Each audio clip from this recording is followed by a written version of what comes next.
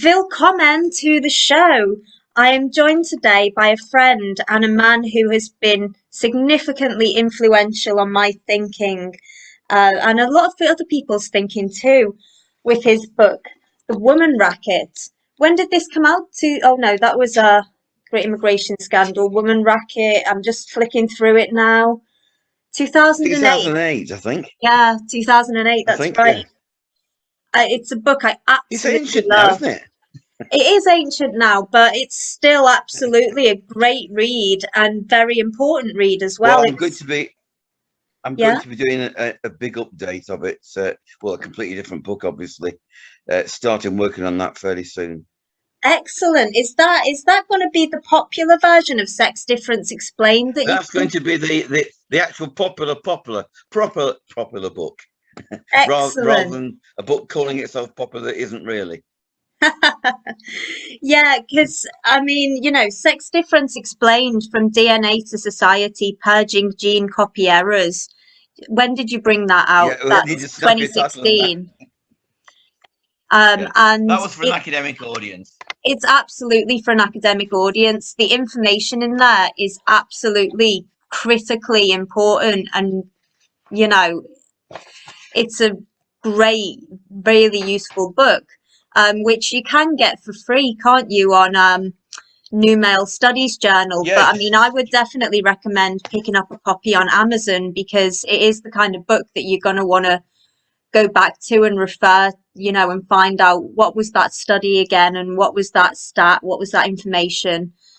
So I would recommend picking up a paper copy, but by all means, go and have a it look at needs the to be free PDF. needs to be written in a popular form. But yes, exactly. It's one of the driest books I've ever read, Steve. But also, what I picked up recently was the Great Immigration Scandal. Oh, right. So I My haven't I first. haven't started it yet. You're first, yeah. And oh, to tell you where it's come from. I've just opened my copy. It's been discarded by the Leeds Library and Information Services. But I mean, this book. Oh yeah, even on the back there's pictures of newspaper articles. It was quite a big deal, wasn't it? The Yeah, Home Office wanted to ban it. that's right. The spooks came around, but Keith, Wow. Infant Academic wouldn't have anything to do with it. So yeah, it came out all right. Quite very swiftly after the Yeah. finally decided to get rid of me. Wow. So before, since I haven't read it, can you give me the sort of gist of what it's about?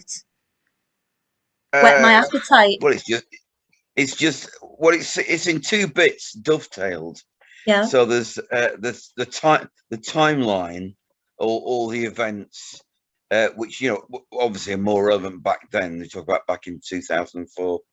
And then interspersed with analysis of what's actually happening in what a wider perspective of immigration. So we thought it'd be a good idea to dovetail the two strands in the book. Hmm. And Yeah, 'cause you were working at the Home Office, right? that's right. Yeah. And so it's a sort of account as well of your experiences there.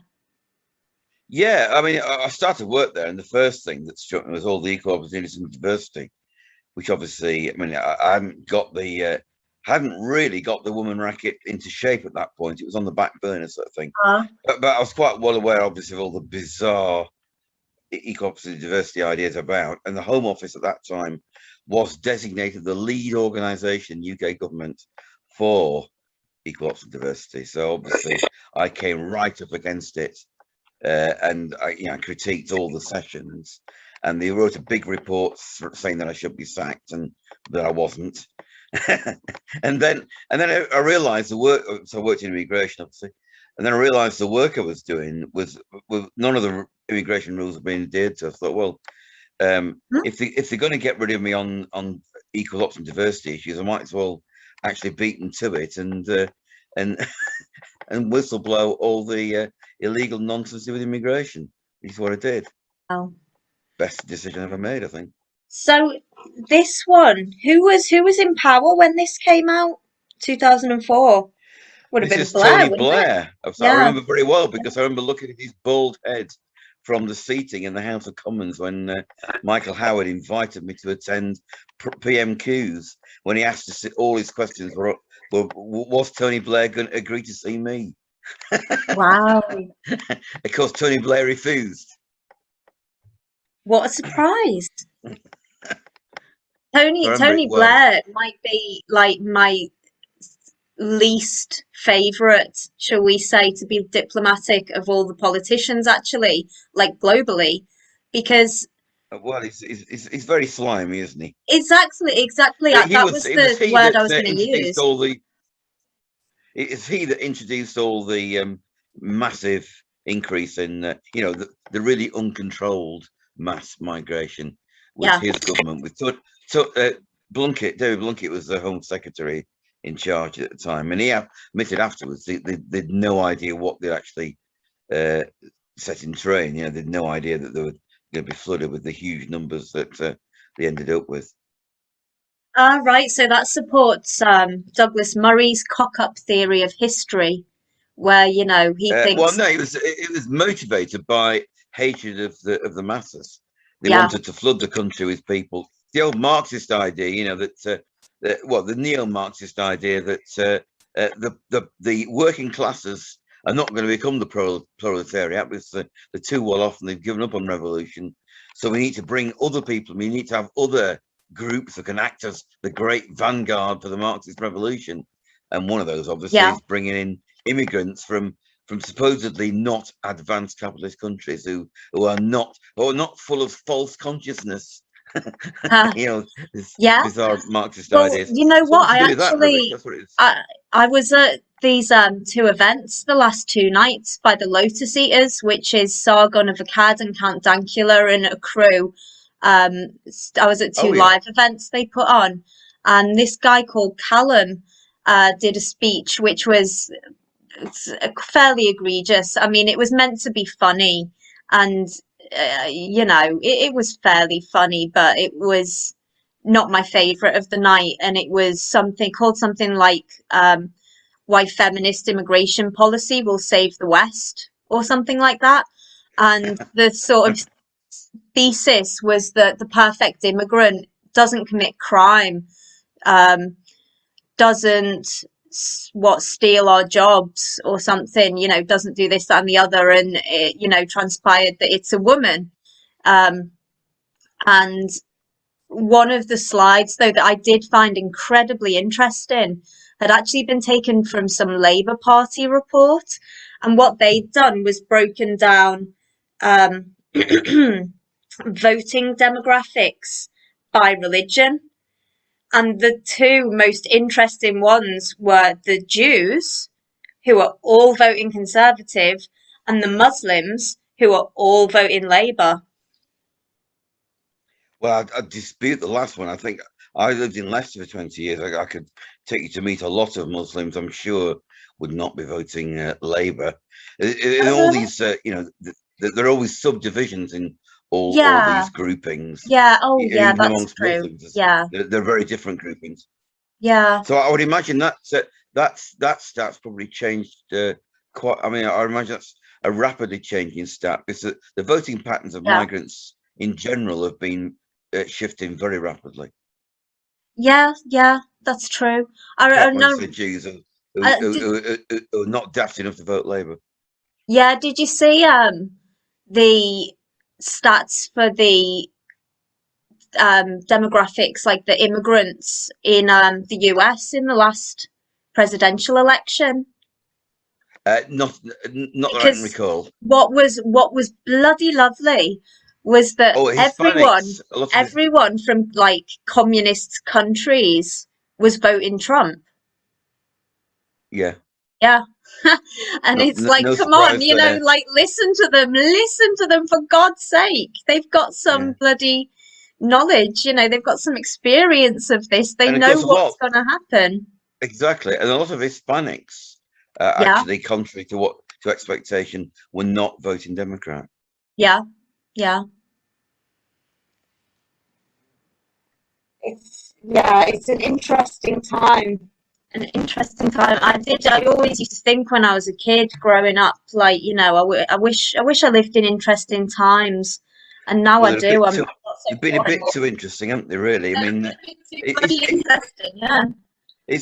it is interesting in terms of change and danger, but of course, it's all one way. I mean, we're only just at the start of the pushback against identity politics. Hopefully, it's going to be something that gains rapidly momentum, and with some aspects of it that actually have some enough power to actually cause some sort of pushback.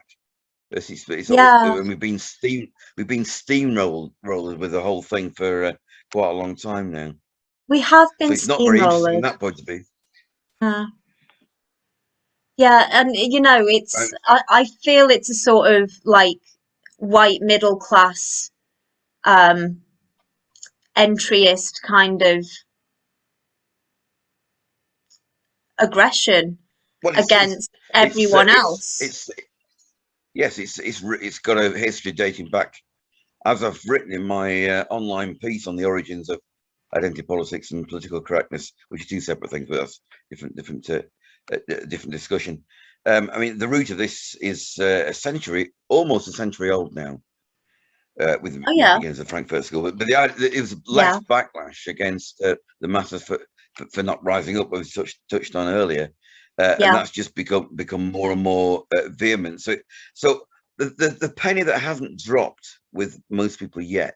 Most people assume that what we're seeing is an extremist version of something that otherwise might be fairly reasonable. In actual fact, that's not true at yes, all. It was yes. fundamentally malicious, evil Mm, nonsense from mm, the outset. So yeah. it was always not just, it's not an extremism. It's a fundamentally evil notion altogether. So Yeah, I think that the turning point will come when a critical mass, if you like, of people actually realise that. Then that's when things will really well, I change, I think. think two things need to happen. The critical mass needs to realize it. And, we are at the very sort of early stages of that because you still get men's rights advocates and all kinds of people who talk about, the golden age of feminism. Like the first wave was all right, but it's gone too far. And, the Yeah, more I well, look this is one back, of the the more yeah, I this is one of the find, things just that as you say, it's always been absolutely awful. yeah, this is why I tackle in the centre chapters in the Woman Racket went away Mhm. from the science and things and looked at the history going right back Yeah. to Mary Wollstonecraft. People don't most people don't even realise that the suffragettes were were appalling. You know, well, if you like, best way you could portray them as ultra conservatives. With their education Oh, politics, and yeah, they yeah. wanted Well, a lot of them men and went women and both, joined the not to have the vote. Nazis, didn't they? And the Yeah, and fascists. and, and then other people, a lot of even fewer people understand that Mary Wollstonecraft just did not understand the law at the time. The law was then, as it always has been before and since, has always set up to actually, care for and protect women and make sure that men honour their obligations. That is invariably, whatever the circumstances, to provide financial support for the families. Uh, Yeah, the fact that that might not suit a spoilt upper class twit as Mary Wollstonecraft yeah. was is beside the point. The point was it protected the vast majority of women. And okay, you're in any setup you get anomalies so that not 100% of your Yeah, target population for helping is going to be helped for various yeah, reasons. yeah. But the fact she couldn't see that is amazing, really. But people still haven't woken up to that. Yeah, so we need that to happen, but the other thing we need to happen once people realize, and both of us are working on that, is that we need a public square effect where not only do people know, but they are open about the fact that they know, and so we need to break the taboo against criticizing these radical That's movements. right. There's an awful lot more people who criticise feminism who don't do it openly. It's only a Yeah, small minority. I mean, partly it's just people feel that you know, against all the BS, that they have to be fairly eloquent and informed with interesting angles in order to tackle that. In actual fact, they don't really, but people are under that misapprehension. So a lot of people stay silent. They feel as though they're a bit out of the depth. Mm. And that contributes a lot. I mean, again, that's the fault. The fact we can't discuss anything in most media, and so people don't even hear other people actually constructively criticizing feminism. There's no, the media's make sure that there's no Yeah, real outlet for that. So how yeah. can other ordinary people who are not actively engaged as people like me and you are, how can they actually feel comfortable enough to actually challenge this stuff? So, but this is going to happen. The problem is on what time scale, you know, and what sort of power curve. You know, it could be a lot. I mean, it could take so long that we're all basically dead by then. I mean, yeah, Yeah. this. Well, I mean, my I fear. stood up at the Battle of Ideas one year and I said, look, you know, this stuff is really serious. If we don't kill it, it will kill us. I mean, Yeah. I think literally, I think in the end, it's that serious. Yeah, yeah, no, I absolutely agree. My fear is that our society, our civilization, sorry, will just crumble because it's so disruptive and it's so weakening, um, before we can fix it, you know. And obviously, nothing ever lasts forever, and that includes civilizations.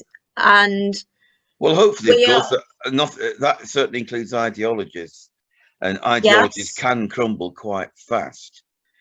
My fear is, I mean, right. obviously, if you remember back, you know, the spitting image puppets, you're probably too young to I remember, remember Spitting back in the Image. I do remember 1990s, that. Yeah, and they yeah. made the joke of, you know, the refrain was, you know, as a piss take, oh, it's political correctness gone mad. You know, at that time, we're on the cusp. It looked like there's a possibility that all this stuff could have been laughed out of town. But you know, 20 years ago, we'd already gone beyond the point when that really was possible. I mean, where my hope is at the moment is with the kids, actually. Because, you know, I have, Being naturally rebellious.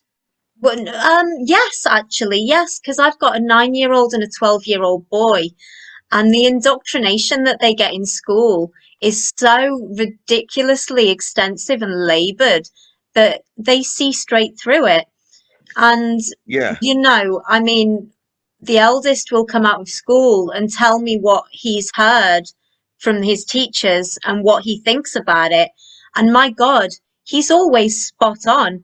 There was a What about the moment other he kids, though? was, I mean, if well, he's had the hang background on. of listening to you, then he may be prepared to, you know.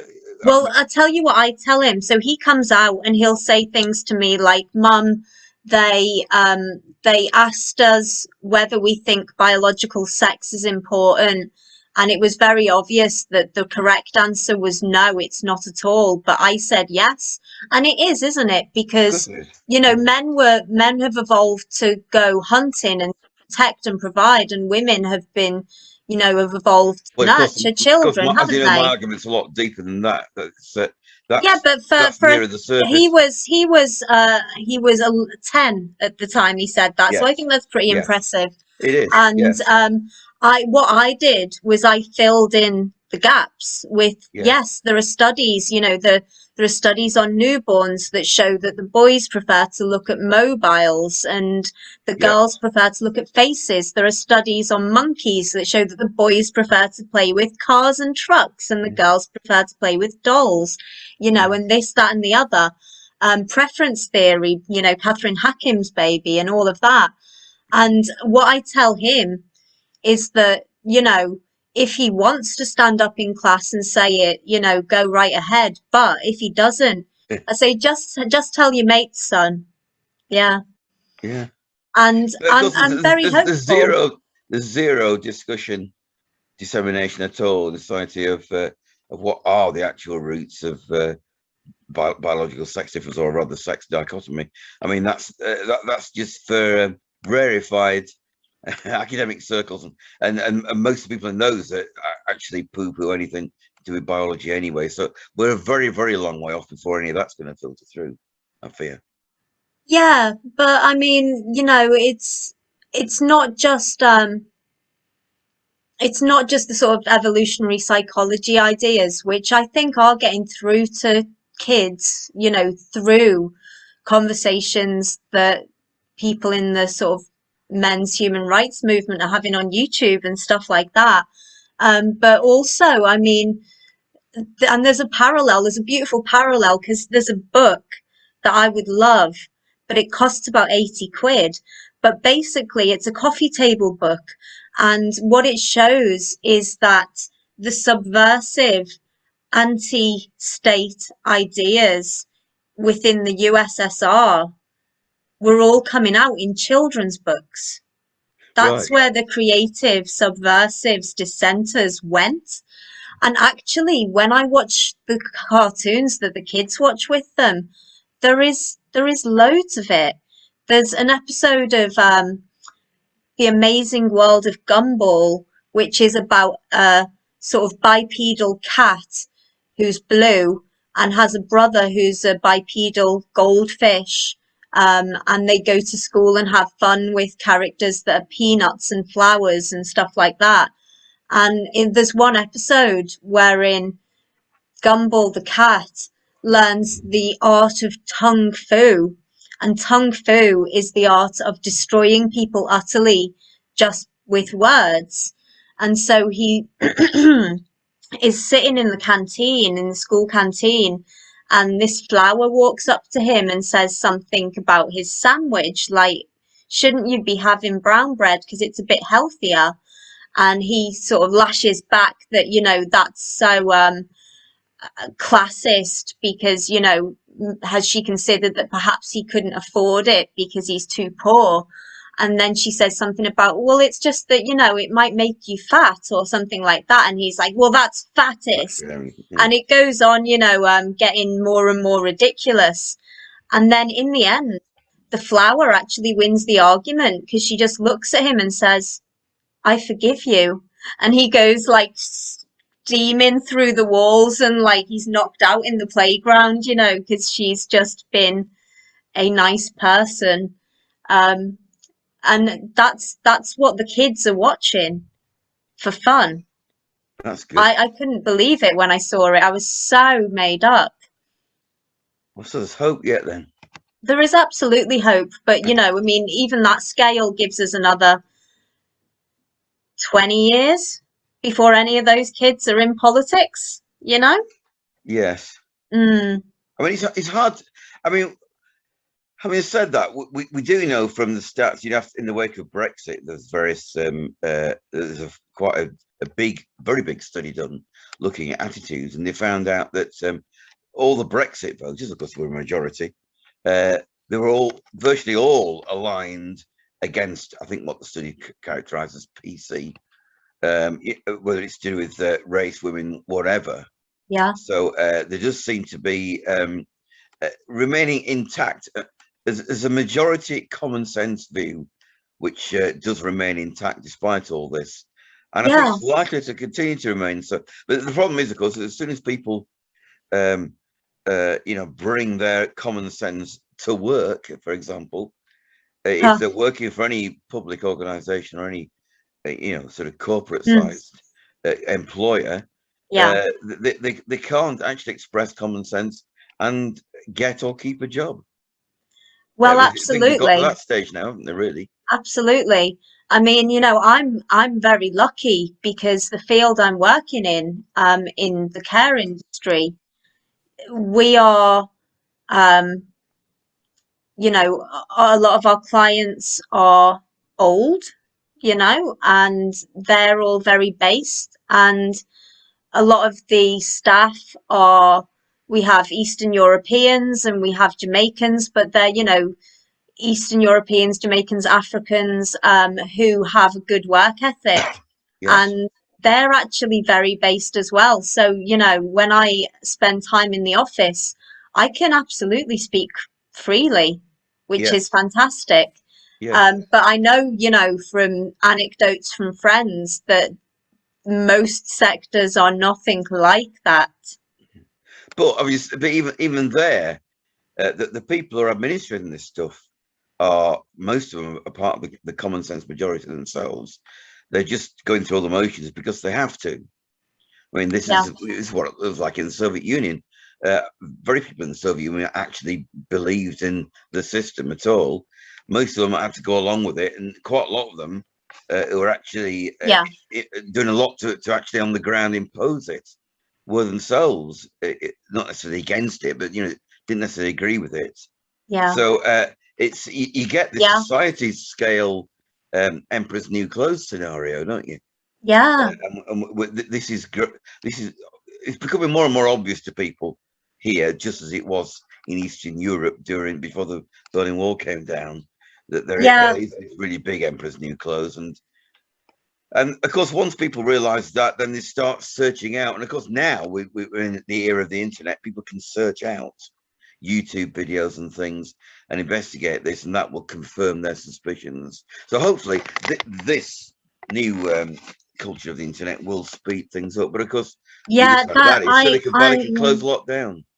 Well, yes, exactly, because I mean, that's the one, because there are a lot of signs that our civilization is on its last legs, but the one thing we've got that no other civilization's ever had is this mass communication, and the internet as well, this democratized sort of to an extent communication to an extent. Because the problem is you use an ordinary search engine, and you know that the results have been filtered in ways so that you're going to get the crap at the top and the good stuff at the bottom.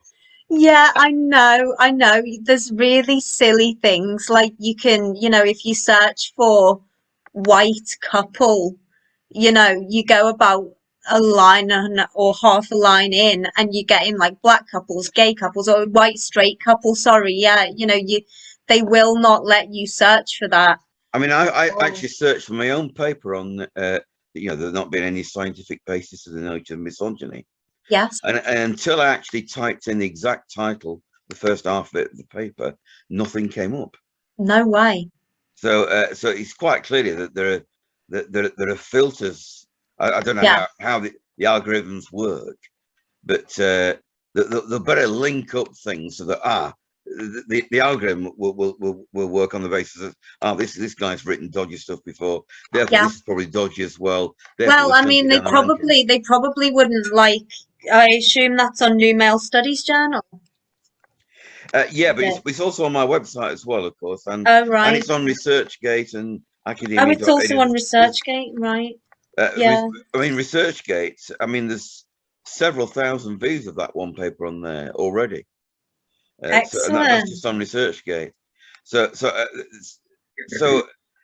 that's one of the results that often does come up fairly high, but it's still several pages down.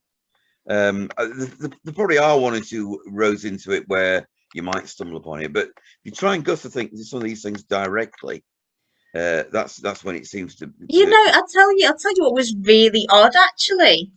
There was an article years back now, but I think it was in the Telegraph, and the article was about how men who go to the pub with their mates once or more times a week live longer.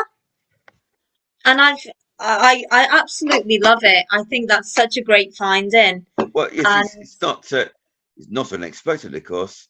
No. Of course, there's recent research showing that lockdowns had much more adverse impact on males. The problem is that you can use online, virtual modes of communication if you're female, and they work. They don't work if you're male. The research shows that blokes have to do things. Communication with blokes is meta. You actually do the group activity. The communication becomes the byproduct of that. With females, the communication is centerpiece and the be all and end all. Yeah, well, I mean, there's a lot of subtlety in male communication as well, isn't there? Because I know in Sex Differences explains. Yeah, but in Sex Differences explained, you talk about those tones within conversation when men are talking that are not audible but that are understood, that denote status. Yeah, that obviously is a exclusively male thing. It's and if as I noted in the book, you can actually filter out these tones in a psychology lab setting. If you do that, the blokes just can't communicate. The communication breaks down because they don't know what's going on. Wow. It's obviously Wow. the non-conscious status signals which you need as a guide to function. So obviously, we've evolved. If you're relatively low status short ass guy like me, you pretty quickly learn, as you've evolved to do, to not prod certainly certain guys in certain ways to avoid getting your head kicked in. But in non-physical, in conversation, in the Yeah. conversational sense, there are these things as Yeah. well. And once you can't actually negotiate all that terrain because you haven't got the information in the conversations, then you're all at sea, and you don't know what to say. Oh, yeah. Yeah, it's very interesting.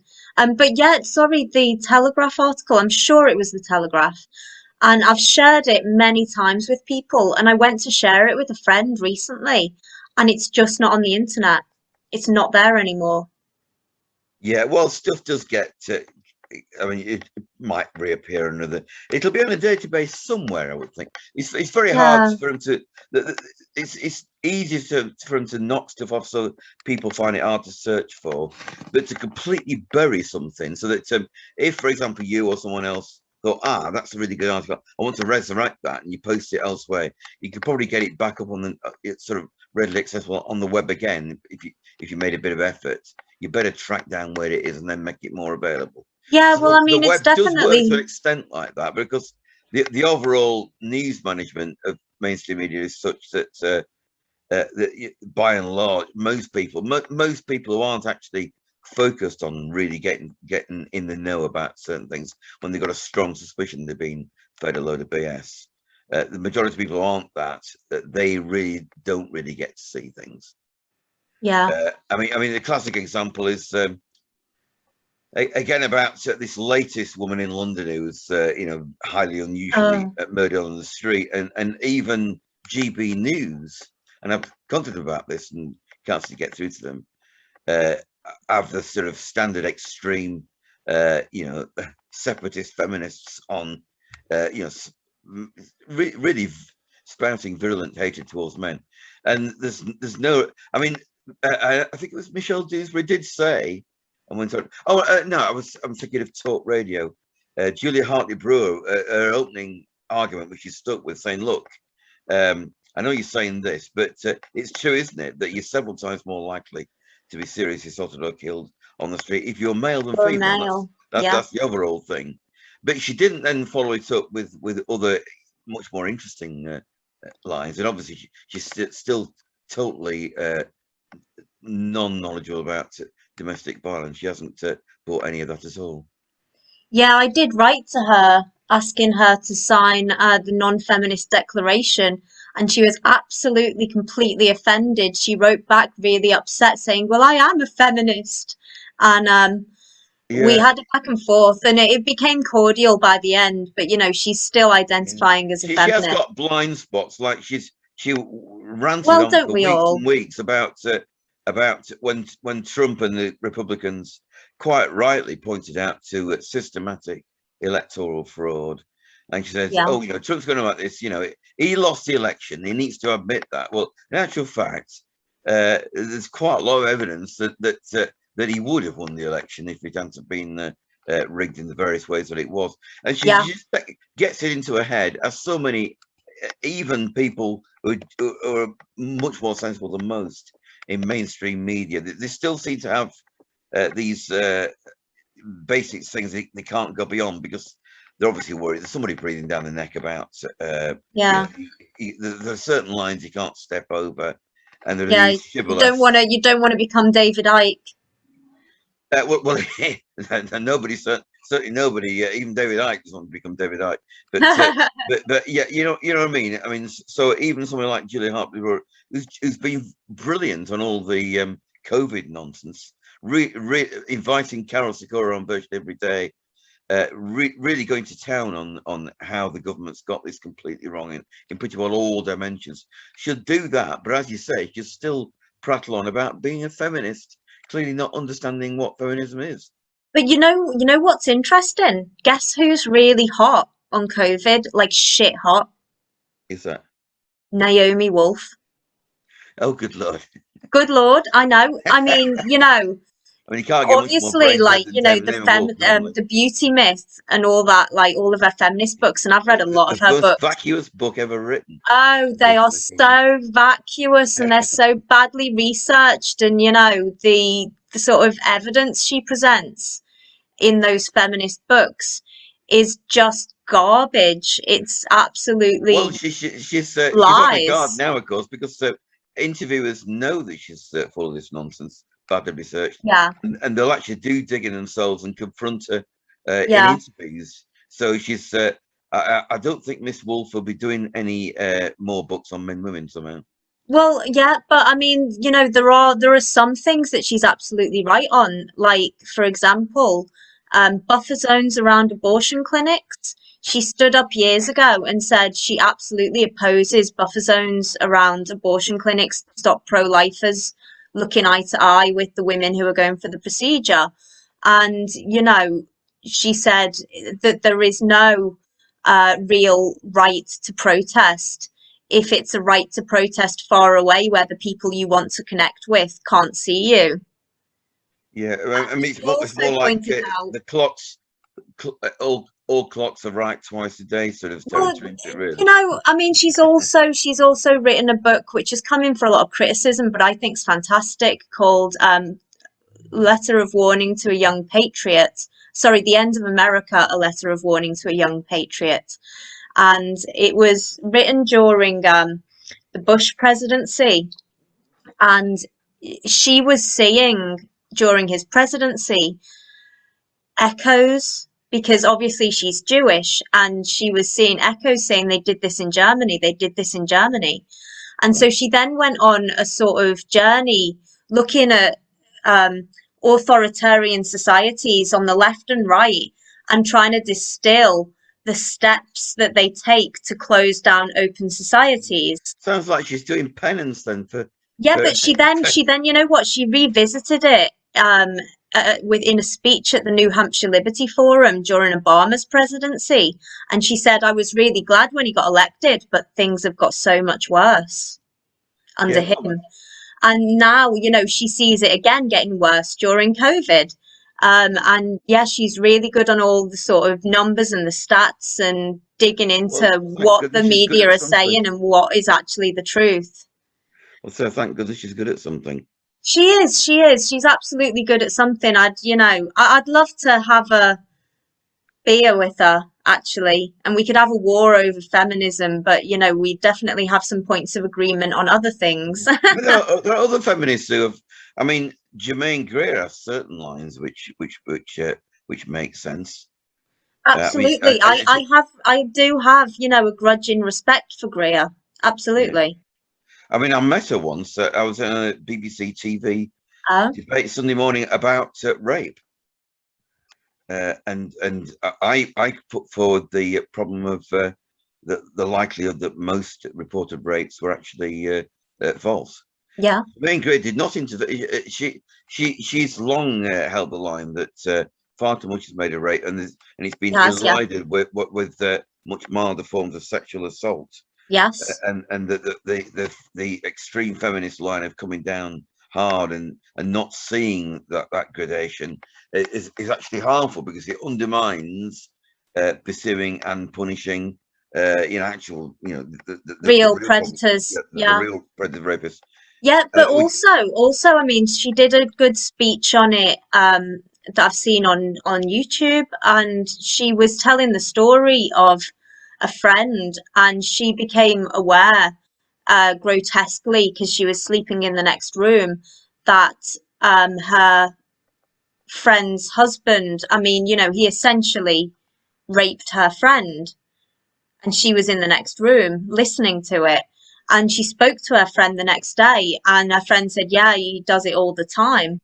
And Jermaine said, "Well, would you not go to the police?" And her friend said, "Well, why would I go to the police? I love my husband. I don't want him to be locked up." And so, Jermaine was putting forward the idea that actually, why are we, or why are feminists pushing for harsher and harsher punishment when actually what a lot of women might prefer is to actually be in control of what happens and to be able to go to the police and to be able to say, can you just have a word with him? Mm. But that choice is taken away from women in that kind of situation. If you accuse someone of rape, that's it. They're in court and they might be facing a fairly extensive stretch inside.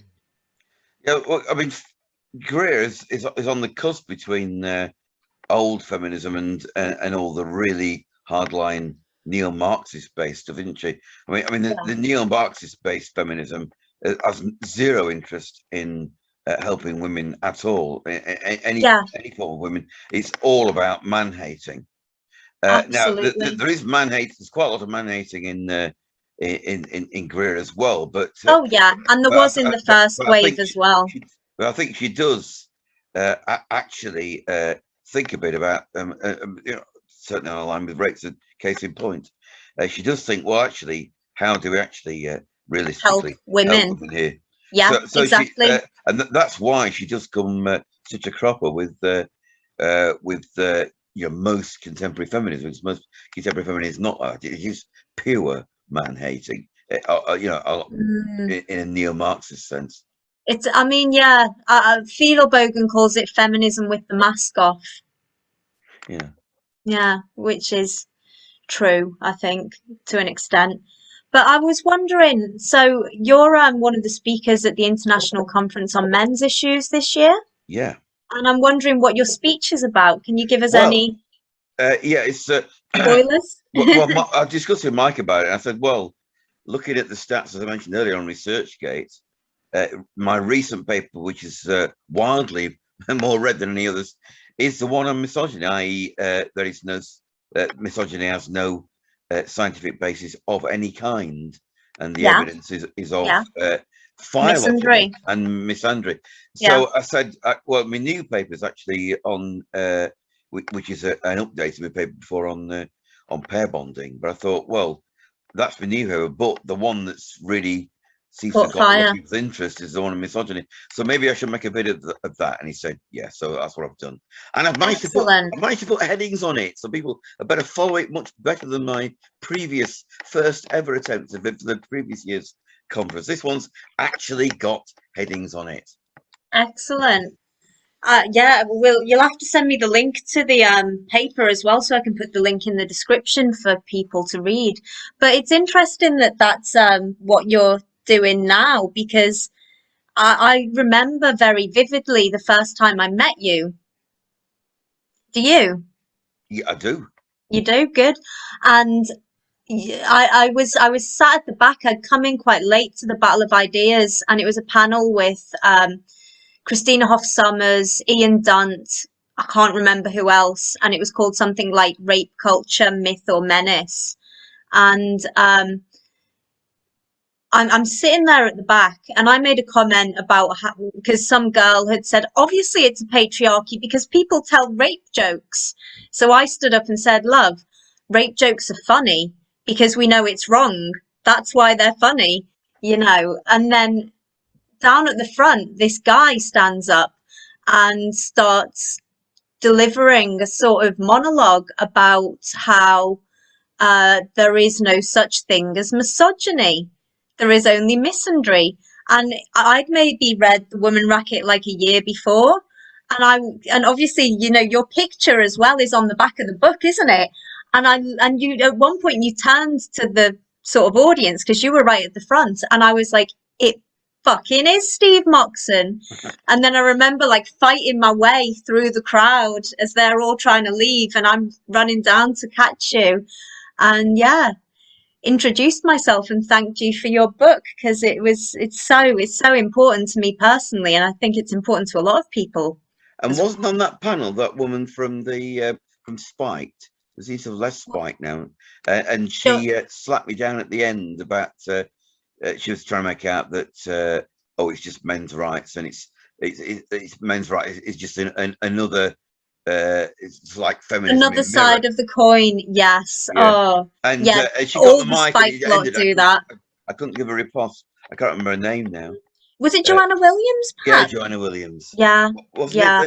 But she's now with Civitas, and Oh, I keep right. sending her things, but she doesn't. She's got such gaps in her understanding. But particularly that, yes, I remember that. I remember that session. But remember that battle of ideas. It was a great battle of ideas, isn't it?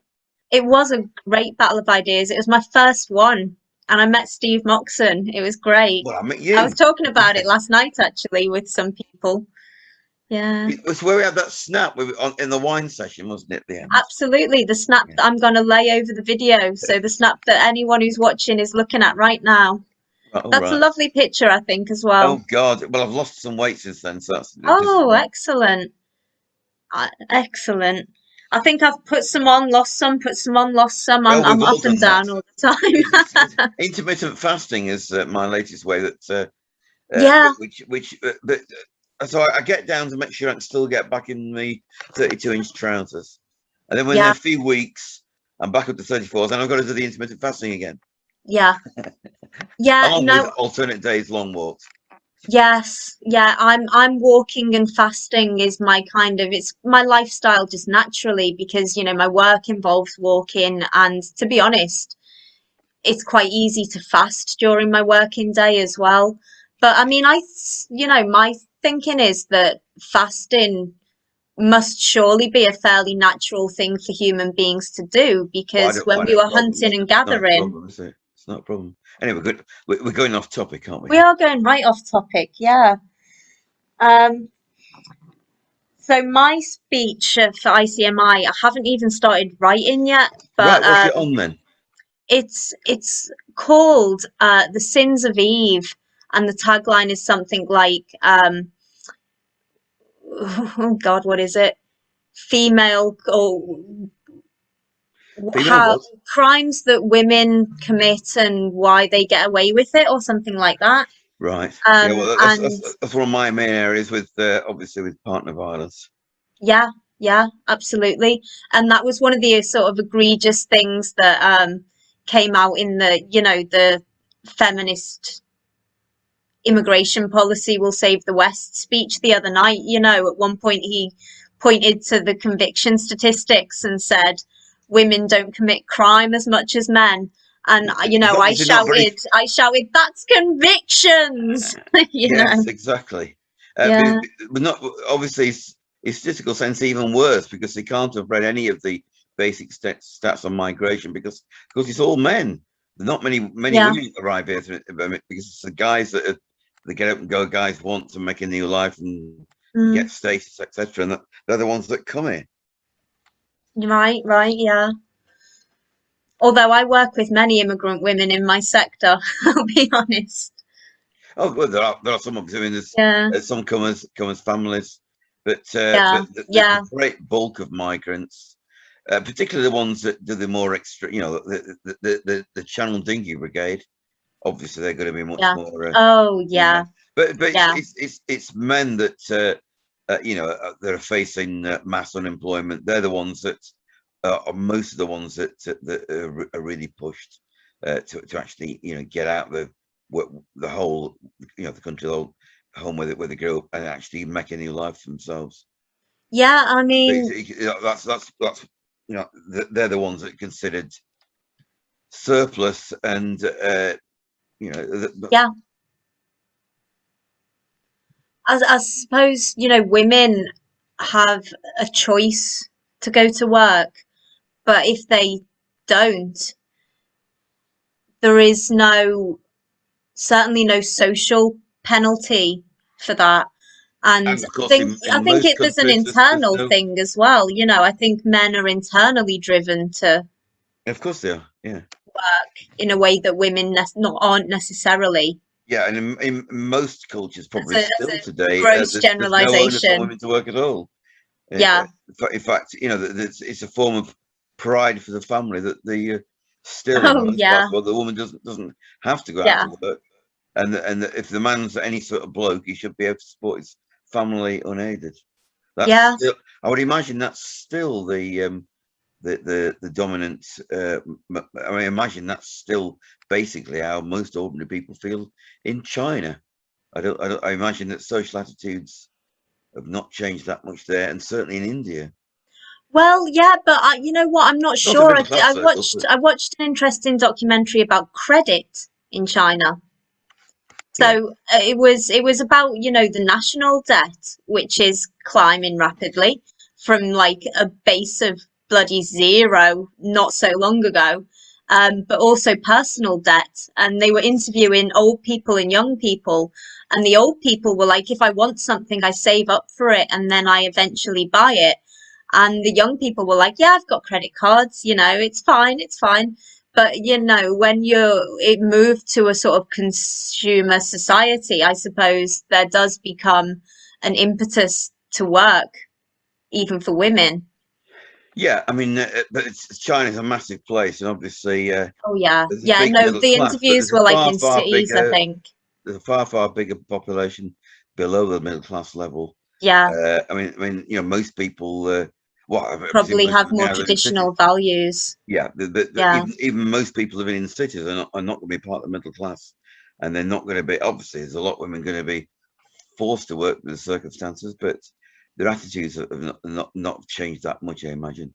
Yeah, I mean that's an interesting sort of stat as well, isn't it? Or finding that, you know, in sort of the most gender balanced countries in terms of occupation are countries that are not exceptionally pleasant places to be. So, you know, it's like Iran, you know, in Iran, you have loads of women who are wanting to be doctors and lawyers and stuff like that, you know, far more than in the Nordic countries or here where we Where value famously, gender equality, you know. yeah, well, there's a lot of discussion about this in science circles, obviously, that where you have got a much wider choice, then your choices are much more sex typical. Yeah. So that the women choose their sectors and niches as women have always chosen, and are in a position to shy away from the ones that they could do, but they say, well, I prefer to do this instead, and Yeah. do and concomitant with that, of course, as we all know, the so-called pay gap, the average wage differential between men and women, has been going up progressively in Sweden since about 1984. It goes Oh, up every right. I year. didn't actually know that. Yes, I think it's 1984 when I don't know if it started taking a measure, but certainly it's gone up consistently since then. It's still going up now. And you know what? I bet the welfare sort of state has grown since then there as well. I know they've Of got a course, sort of really generous one. And, you know, yeah. why would women choose to work really hard? You know, the majority of them, there are some women, you Well, know, I think things are even in changing Catherine here too. Haskins' I think things preference are, theory study, she found that 1 in 7 women are work centered. You know, and yeah, that's still 1 in 7. So there are women who do want to work just because they find value in that way of living. but But it's a small minority. most of them, yeah, exactly. Most of them don't feel that way. But, And you know, most women, if given a free choice, would either work would if they worked at all, they'd either work part time or not at all. yeah. That's most women's choice because you know they want to work life balance. But I think beyond that, I think as now we're you know quite well into the period when women have got used to work, not just like you know the areas where women always work in factories, but more generally, I think there's much more discussion now about the problems caused to work-life balance by work. And Hmm. I'd imagine now we're starting to see the stats shift, so even greater proportion of women are becoming work averse. I think that could grow.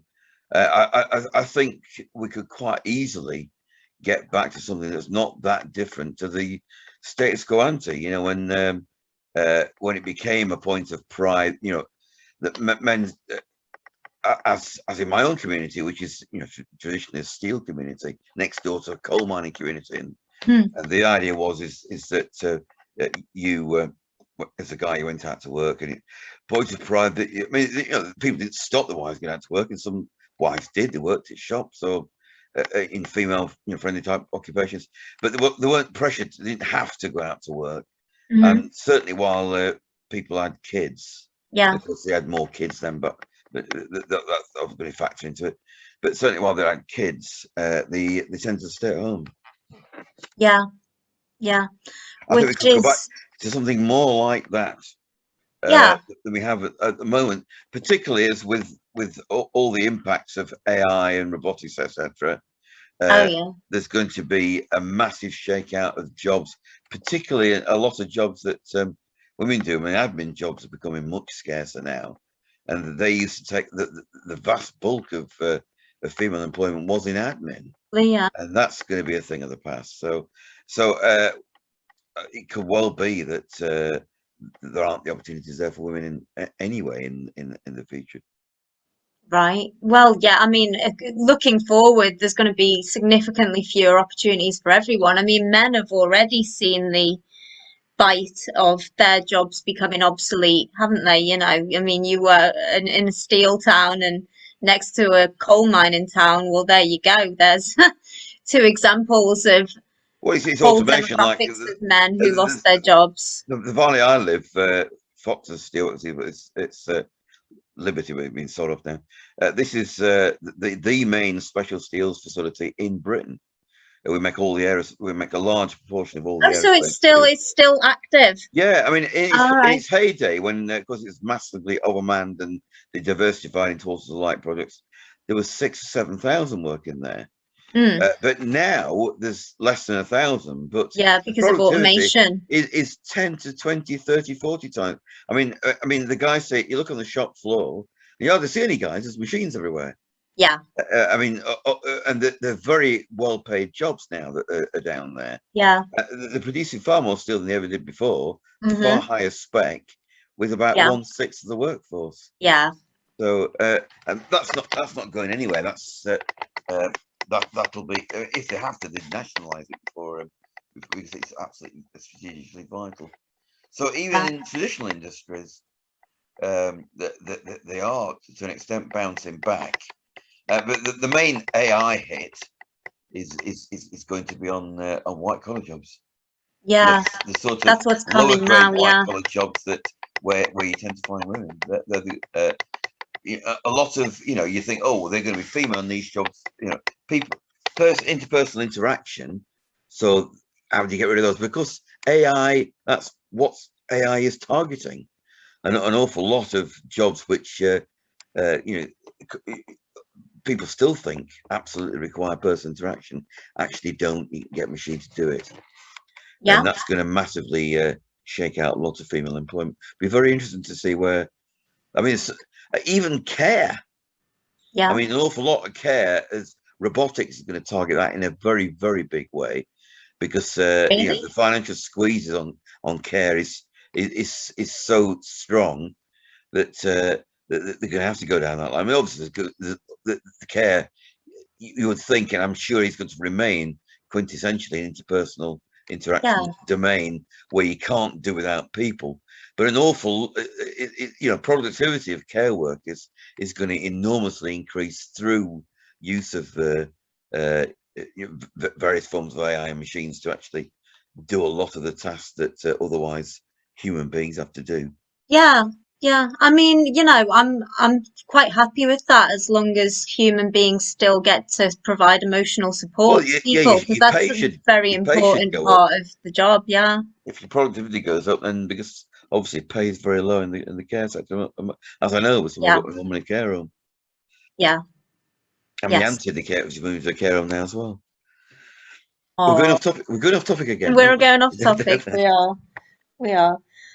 But actually, I think it might be a good time to pull to a close so I can get to my care work Certainly, yes. this That's evening. much more important than talking to me. But it's been a pleasure, and I'd love to do it again It's always a soon. pleasure talking to you. Well, I hope to see you at Battle Idea Absolutely. on October the 30th. That's me.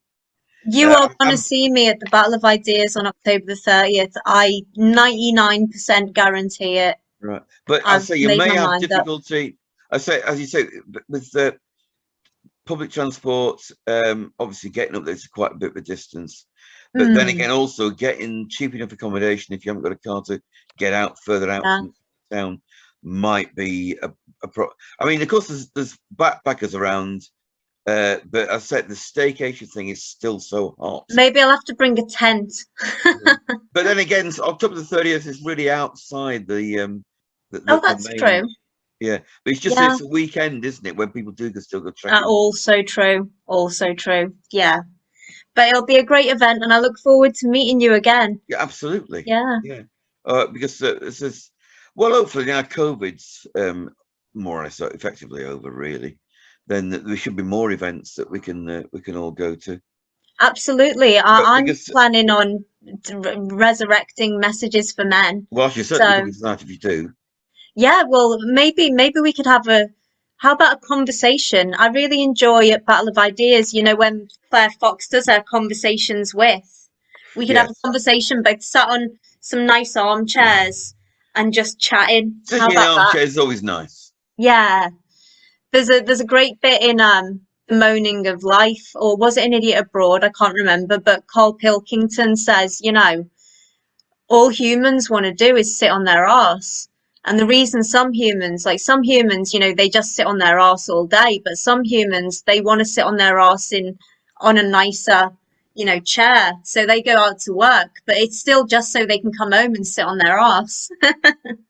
Well, I dispute that to an extent. I mean, I think you all need to be achieving things, and I think you need one or two or three strings to your bow in that, Yeah, and then sit yeah. on your ass. But but you know, I think I always thought you can't sit on your ass all day without you really needed to do something, or at least do something while you're sitting on your ass. I certainly need to pick my guitar up when I was sat on my bum. Yeah, I'm a reader and writer when I'm sat on my bum, yeah. Anyway, so let's meet up on the 30th. But Yeah. so unfortunately, ICM is still virtual this year, of course, isn't it? Yeah, it's sort, you But know, that's not going to be although it virtual might, next year, is it? no, next year is going to be in real life. Yeah. Absolutely. And now, will it be in England though? No. That's the problem, isn't it? Yeah, that is a bit of a problem. And also, you know, I don't know what the sort of situation with the country where it is going to be in terms of COVID, you know, whether you're going Yeah. to have a Well, vaccine, I don't have whether an in-date passport anymore, no. and I'm not planning to get. I mean, I got so fed up with. I went to present two conferences back to back in America once. I got invited. I got the fees paid and the accommodation all laid on for nothing. I had to pay my own airfare, but I mean, God Almighty, how boring America is. I thought, why would anybody want to pay to go to America? Really? Whereabouts were you? I was in New York State, Oh, Oswego, and in Orono, which is the state capital of Maine. oh, right. So it's Interesting. theoretically attractive country, Maine. You know, it's obviously but it's not pristine. It's you see massive wide rivers and forests everywhere. Whereas somebody pointed out in the train, says no tree you see here is recent. The oldest is 100 years old. They've all been chopped down. Yeah, Everything's man-made. But yeah. it was just such a boring place in, you know, culturally, Oh, certainly food-wise, was awful. oh. Breakfast. Have you been to the States? No, I haven't, no. Oh, well, the breakfast is absolutely appalling. It's all sugar. And if you get Oh, bacon, it's all fat. There's hardly any meat in it. wow. The breakfast is And they disgusting. don't have tea, do they? Yeah, it's coffee everywhere, but it's sugar in everything. Going to the bar, I went to Oswego. It's a branch of New York State University. The lecture theatre was we were virtually being lapped by, as you were your talk, by the waves of Lake Ontario. I think it's Oh, Lake Ontario. But we went down to downtown, such as it was, to a bar because you have to show your ID. So I got your passport. Yeah. yeah. You then you sit at the table. You then get this waitress service, and of course you have to tip the waitress every time you get anything. You get this little tiny bottle of suds, and there's no body in it you call beer. It costs you, you know, Ah, how many dollars it is plus a dollar, $2 tip. You know, it costs you a fortune to go out, and you never wow. get even remotely tipsy, let alone drunk. And the Oh, bars are all God. very anodyne. Everything about America is utterly anodyne, and to me, foreign. Amtrak trains weren't so bad, but everything else about America was absolutely awful. I never want to go back there again. Though having said that, of course, I've not been to Boston. Well, I'm not going to San Yeah, Francisco. I mean, it's a big place and there must be significant cultural differences state to Absolutely, state, mustn't there? yeah. Yeah. But it cost me 500 quid return on Never the say airfare, but I never. had to pay that myself Yeah. because everything else was free, and the conferences were quite poor as well. Oh, So I've gone up. You don't communicate much at conferences. It's you don't get through very much. But yeah, I may change my team because now I'm going to have more money available. I'll be a relatively rich man compared to us.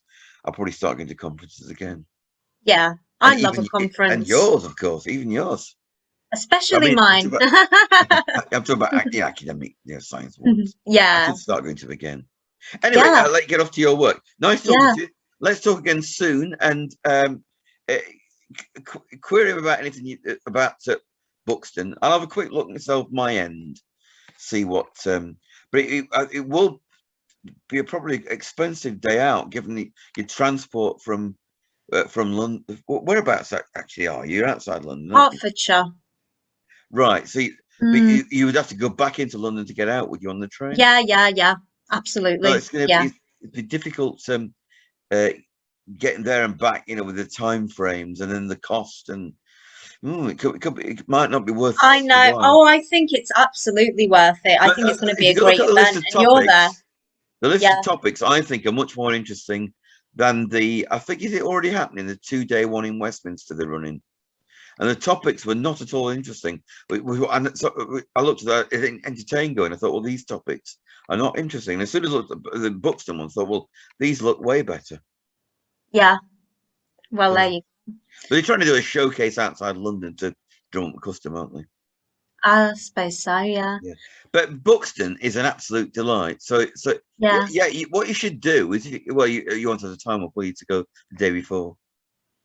I want to, well, yeah, I want to try and go the day before, but it'll be like in the evening after work. Yeah, so you So, won't be able to see anything, will you? That's the no, difficult. no. But if I could stay on the night as well, perhaps I could do some sightseeing on the Sunday. Yeah, but it's England's premier spa town. Yeah. So it's like Bath, but I think nicer. Nicer than Bath, you're It, kidding. it's I've not been as to Bath and that's lovely. it is, but I think it's got more character. I mean, Wow. it's in a bowl, it's high up, but it's in spectacular sceneries because Buxton itself is 1,000 feet up. So everything else around is even higher. So you're surrounded by mountains, Oh, mountains. I and love mountains. and They're my second favourite. My favourite's forests. yeah, but there's some great vantage points if you can walk up if you've Yeah, time. Well, I was I there could yesterday. I walk went up. up to Grin. Look on the map, Grin Low. I was up at top of Grin Low. I've been to Pools Cavern to explore that. It costs you 10 quid to get in, but it's a spectacular, massive cavern just on the edge of Buxton. Ooh, So I went to explore there. It was a bit yeah, misty at first. Then I went up to Grin Low, and there's huge, long, distant views from there. But the town itself is quite. No, I'm exaggerating to say it's nice. I mean, Bath, all that oolitic limestone, it is really beautiful. This is all Georgian, yeah, early, it's Georgian stone architecture everywhere. So it's got a crescent like Bath and a pump yeah. room and everything, and big pavilion, and the setting's great, I think. And the battle idea is in the Duke of Devonshire's built his massive dome, which used to be for exercising horses. Uh, Then he was persuaded to turn it into a hospital. yeah, yeah. I was talking to Dennis Hayes at there was a Battle of Ideas event in Westminster, just a 1 day thing recently. And Dennis Hayes is one of the organisers of the Buxton event, and he was telling me that it was for horses. Yeah. Yeah, but you go in there, it's like being in the O2. It's absolutely vast, and you Oh, can't understand. don't tell me it's like being in the O2. I hate the O2. Yeah, it's a lot nicer atmosphere than that. Yeah, But how they that's break it what's up, lacking there. Yeah. in terms of the conference, I'm not sure. But Mm. I've not been to it for a few years, so I don't know what internally they've done to it. Because it's part of it's an external University of Derby campus. They do tourism and Ah, various. Dennis, that's where Dennis Hayes works. Oh, right, Yeah, yeah. They do yeah. tourism courses and things there. Obviously, given its setting, it's He's in education. yes. Yeah, that's Well, his. it may be him. He's co-running it with Mo, or maybe Mo Lovett's just the main contact person for Yeah. all those plebs to get in touch with, and he's the brains behind the scenes. I don't know. Anyway, I'll let you get off. Yeah. Nice talking to you. Let's chat Thank you soon. for your time.